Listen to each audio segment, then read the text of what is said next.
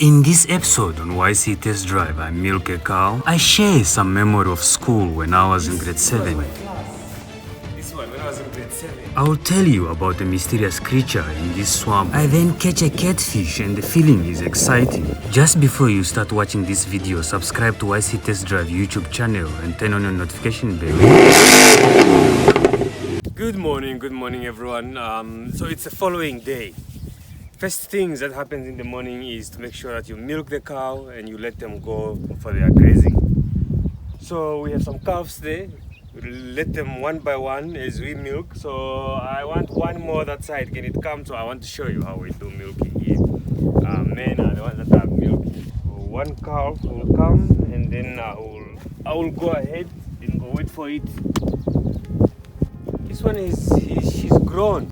She's almost same size as the mother. Hey, it's Mwalanjo. So you have to hold my own, okay?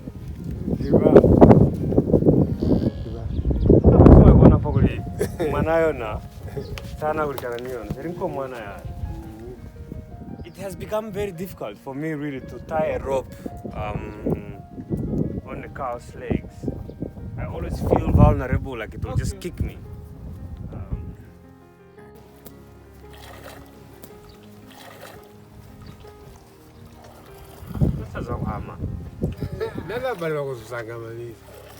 I'm struggling to milk really.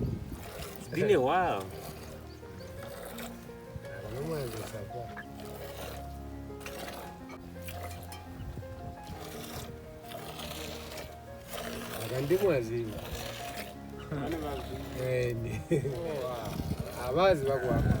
There are some people that are so skilled that they are doing it both.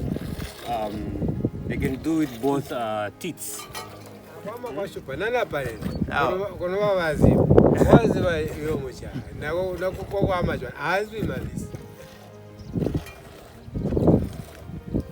That's milking.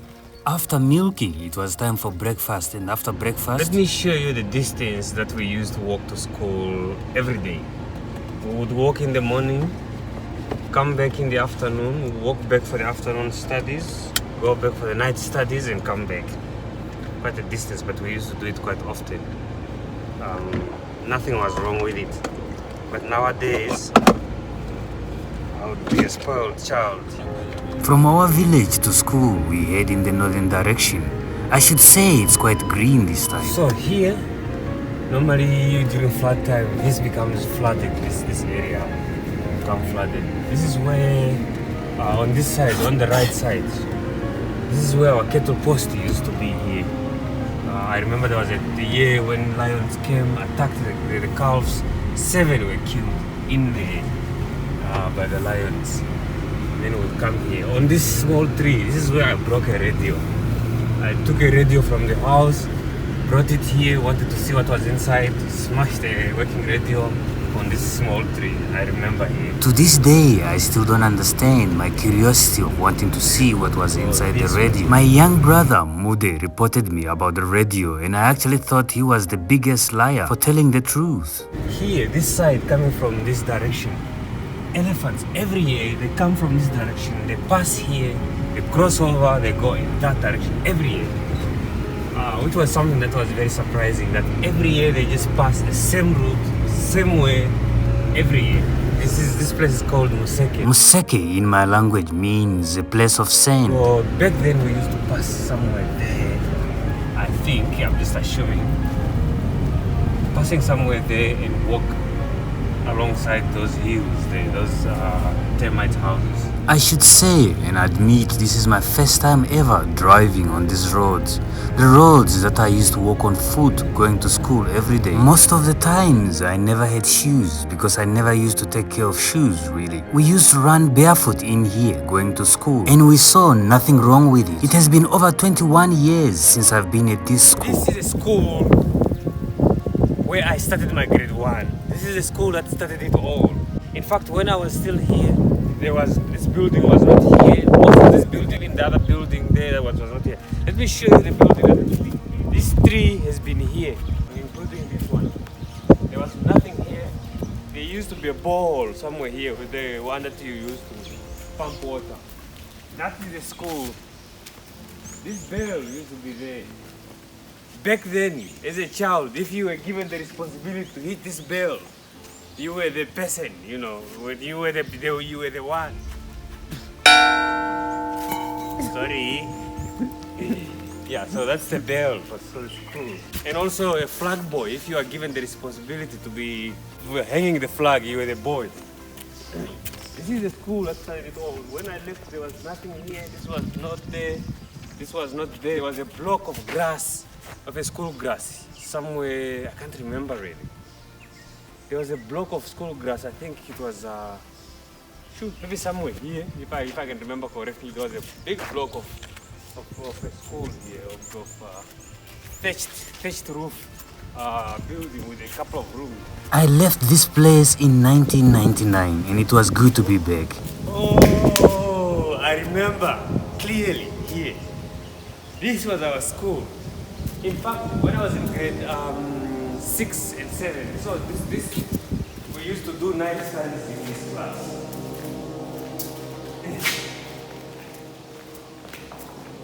This was my class. This one, when I was in grade 7.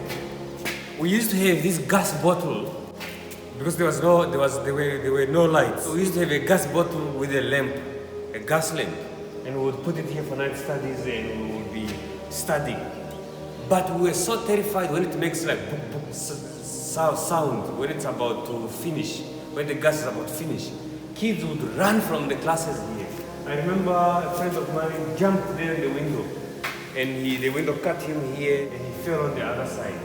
So this was the class. This classroom brings memories, the fear and the thought of a gas bottle exploding. To this day, I still do not understand where we got it from.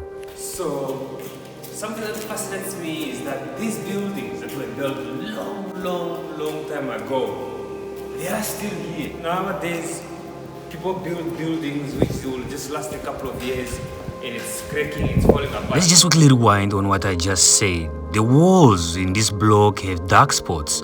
The metal are rusted and the floors are cracking. This is a symbol that this school has been here for ages. It has seen thousands of people walking through here over the years. I do not know who's responsible for repairing and renovating these buildings. But for example, on my right side, the bricks on the stairs are falling apart and requires a little bit of touch-up. The wall on my left side, the paint is scraped away. It requires a little bit of renovation and painting. If these schools are not taken care of, they will fall apart. So this is Mbanga Combined School. This school actually when I started here, it had grade 12. You would go from grade 1 all the way to grade 12 here, which they used to call Form 5 back then. This school was opened 50 years ago in 1972, relocating from a village called Kavulavula. It's the only school I know so far in my country that has two names, a female and a male name. It's named after a couple, Mbala and Sinte, that relocated here some 100 years back. One of the things that I know is that when the school opens, we were the one to clear this. We would be grazing. All the school kids will be removing this grass, including some sharp, like these ones. Let me show you how it is. There is this. It's very spiky. These. So they will be all over here. Then we would come barefoot. And we will be removing these thorns. Unfortunately, all the windows are broken. All the windows are broken. Everything is... it's unfortunate, really, that we do not educate our kids the importance of the windows. Sometimes kids are playing soccer, they hit the thing is broken and so forth. That used to happen quite often, unfortunately. This is actually a plant that you eat, so it's a wild fruit, including this tree. Everywhere here, most of these trees are wild fruit. I don't know how you call it in English, but in my language it's called Insika. And then that one, my language you call Mazinza. And then there's a guava there which you know. So here it's all about wild fruits. Anyone who schooled here might remember this man. Our principal by then was Mr. Rwanda. Our HOD was Mr. Rifumbela, Kaonzo Rifumbela. When the bell rang, he would stand in front of the classes with a whip. He will be running from the other side to the other side, making sure that whoever gets in the class, he whips them at the back on the buttocks to make sure that you get there on time. That was fun, really. People will be running here, going into classes. That building, unfortunately, is bent. Some people might have bent it on purpose after stealing. So it's really sad. These houses that you see around here, these are teachers' houses. Back then, we would collect grass, make sure that we maintain these houses as kids from school. I'm not sure if they still do the same, but that was actually teaching us on how to build your own houses and so forth. So as kids from school, you would bring grass, we maintain the teachers' courtyards, and we maintain their houses. It taught us to build. Nowadays, kids, they don't do the same anymore, which is a pity. The clinic, the Mbalasinte clinic, which is on the other side. Then we used to fetch water. It's actually the first place that I saw having a tap, a water tap. Mbalasinte Clinic was opened in 1973. I remember the son of the soul, Ignatius, used to be a nurse and served his community tirelessly for years. Mlenamaswe village is just close by. Jones and Kagorosa village are visible from here. Kagorosa, a village named after a small grocery shop. Vashampambo, Vashakavuva and late Vacharles village. Vashanchindo, Chindo's father's village, is also visible from a distance. Ikota village, a village of people relocating from the lowland areas, is also visible from here. Likwama office is also here, an office responsible for supporting communal farmers. Likwama means wallet. This school has produced great minds, and I call upon everyone who schooled here to have development support on this school and not let it deteriorate the way it is at the moment. This area, or this swamp, when I was young, very interesting. A notorious swamp known as Mongo, believed to have a mysterious creature called Mbanga, a creature that no one had ever seen or saw before, a creature that I always imagined looked like this, a snake with grass on top of it. Mbanga, a creature of witchcraft or voodoo. It was perceived that if you swim in here, Mbanga will catch you and you will disappear and never be found again. This was terrifying. We used to have a road that used to pass here back then, going to Kavola and Kavimba, and this shop has been here. Most of us, we never attempted to swim in this swamp as it was terrifying and scary. Before I scare you too much about Mbanga, let me take you back home. This is our road from school back to our village. You see, when I was in grade 7, we made this trip a couple of times in a day, mostly running. We would come in the morning at 7 o'clock and knock off at 1 o'clock for lunch break. We would then run home for lunchtime and come back at 3 o'clock in the afternoon for afternoon studies. We would knock off at 5 o'clock and run home for dinner time. Make sure we run back for 7 o'clock evening studies and knock off at 9 in the night. One might ask why not carry food in lunch boxes. We tried carrying food in lunch boxes, but we were not allowed to carry food in classes. We would then resort in hiding food under the trees and in the bushes. However, wild animals and insects would eat it up, and that seemed not to work. This forced us to run back and forth on this route. Some people would stay at school with hunger throughout the day until after night studies. After night studies, we would walk in a big group from different villages such as Savelo, Kayenge, Ivula, Ijambwe, and Machava, my village. Remember, we are at the edge and the border of the Chove National Park, so animals such as lions and elephants cross over to Namibia during some part of the season. We would walk silently in the darkness of the night, listening carefully to sounds of elephants and lions. It was vital knowing which side the elephants were and which side the wind was blowing to. We would have some encounters with wild animals such as elephants, but we never saw this as a problem. Different season came with different challenges. In autumn, this area would be covered with flood water, and the only means of transport would be Mukoro, which was not the safest. In winter, the temperature would be extremely cold and we would be crossing the swamps of water on foot. In spring, it will be extremely dusty and windy here because of lack of trees. In summer, it would be extremely hot. Walking from school barefoot was challenging. I enjoy this place. It looks different. That village was the biggest village called Ijambwe. And that's my grandmother's village as well. Everyone here is relatives. There used to be certain things that we used to eat from this grass, like things that we used to call magao. There are no magao anymore. We used to eat magao. We used to eat certain things from the grass here. We used to have a sports field somewhere here, in this area where we used to play soccer. We used to have cars made out of wires. There used to be lots of trees in here. I don't know where those trees were eaten by elephants. This area is called Matonsu, meaning acacia trees. There's a lodge there. That lodge, by the time when I left here, there was no lodge called Selondela. We'll go to that lodge. I'll show you how it looks like. So now we are going to do fishing. Back then we used to walk in here, go fishing. We would be playing with cars made out of wires. That was our game as kids. This area looks different from the last time I was here. The area called Matonsu used to have a lot of different kind of trees. But unfortunately, elephants from the national park tore down everything that was here. Afternoon when we come from school, we would come here. The whole of this, alongside the banks of this river, all the way to the other side, we would be fishing everywhere here. And just to be on the banks of the Chove River, it's just therapeutic. It's just something different, really.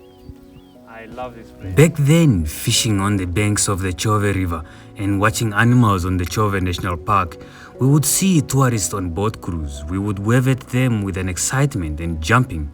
They would wave back at us and sometimes come to our side and give us some cool drink. This is where the love of tourism came from. I never thought people would pay thousands of dollars just to come see the animals I saw every day. Even though now water is much higher than usual because of the rain, but then we will have to go in here to look for worms, the bed for the This grass is very itchy, so one has to be quite careful with it. And they are cooked out in here. Digging fishing worm was the first activity we would do before fishing. It was not pleasant, but it was something that had to be done. The water is too much. Very difficult. After digging deeper and deeper with much sweat and effort, it was luck to find some worms. So this is how it looks like. You see it? It's this way. This one. So it's everywhere here. So this is what we are looking for. This whale. So this, we will use it to catch some fish. So now, follow me and see how we used to use the hooks. So this is the kind of hooks that we used to use, or that people still normally use. With these reeds. Let me just come closer and show you how it looks like. So you will have this fishing line. The hook will be like this. This is the fishing hook. It will be twinkling like that. Unfortunately, it might be painful for the worm, but that's what I was just taught, that you have to do that to catch fish. So you push it all the way, and I'll make it more. So that I can have enough as well. Okay, so that's how it is. So now I'm going to take it in water. Easy peasy, that's how we will do it. This was the game. We never had any other games apart from playing with cars, playing soccer. This was very important because this game was approved by parents. You know, soccer, sometimes they'll be calling you, prepare the firewood and so forth, but when you are doing this, they know that you went to play, but at the end of the day, you will come with fish. So this was the game that we were free to do without the elders sometimes saying you are doing it too much. And we would have more, we would take to school to go sell to teachers. Yeah. So one thing about this is patience. You have to be very, very patient. When you start, it will be very difficult. When you start catching, then it becomes easy. This, I miss doing this. This is something that I miss doing. Just simple with the reed, you know. Just stay at the river, relaxing. Soon we will start seeing animals around here. I even saw giraffes the other side. They went back. Giraffes, they came to drink water. So this is food to us, delekes. Kind of, we call it isoto. but this is very small. So what they do, they open this like this, water lily, they open this, and then they cut, then they have this, and then we have this, but this is very small, so there's almost nothing in here. So there's this, and then in here there are these seeds. So these seeds grow, they become like almost like mahango grains, but not as big as mahango grains or millet grains. They grow very big, so you extract them and then you dry them, and then you cook them with fish. Then we cook what we call isoto. Very, very, very nice. I love it. Okay, anyway, as you are fishing, it's very important that you look out for crocodiles. After a couple of tries with no luck, it was time to change the fishing spot. And here, I caught a fish right away. This is quite small though. See how it is? It's quite small, so this one I have to put it back.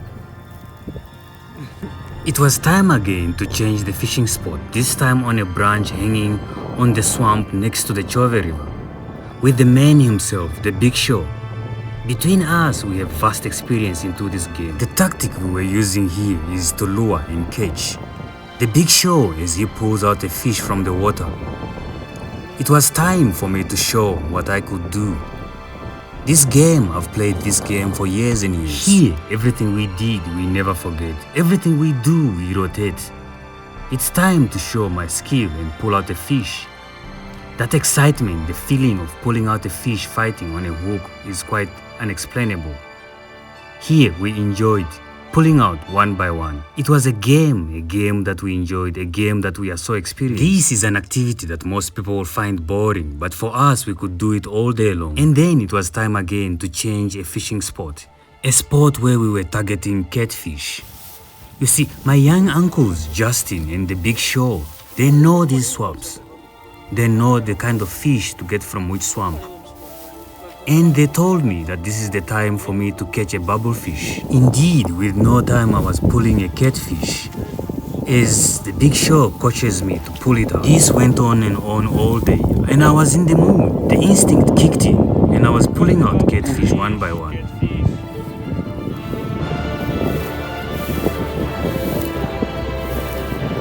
Most people here in my area, this side, they don't like this fish. It's because of some religious beliefs.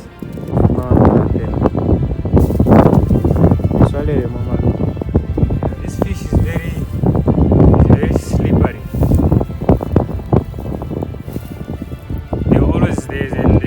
There's a proverb that do not catch this fish by the tail. After a day of enjoying fishing, it was time to go back home. To get the fish home and be prepared for dinner. Arriving home back late in the afternoon, it was indeed a day well spent. And it was time to enjoy the fish after a long day. This is what I like about being at the village. So in the evening, you have sauce here, pork there, and then a bunch of fish. A well-fried, crispy, fresh fish from the Chove River is so tasty. Next time on YC Test Drive, I show you some other villages such as Ijambwe around my area. I will then take you to a lodge called Silondela and share with you the benefits of conservation to communities. I then change a diet and eat a cooked fish with pap, our staple food in my area. Join me on YC Test Drive YouTube channel for the 3rd episode of my village trip. Don't forget to subscribe, share and comment for me to make more content for you. I will see you in my next video next time. Thank you.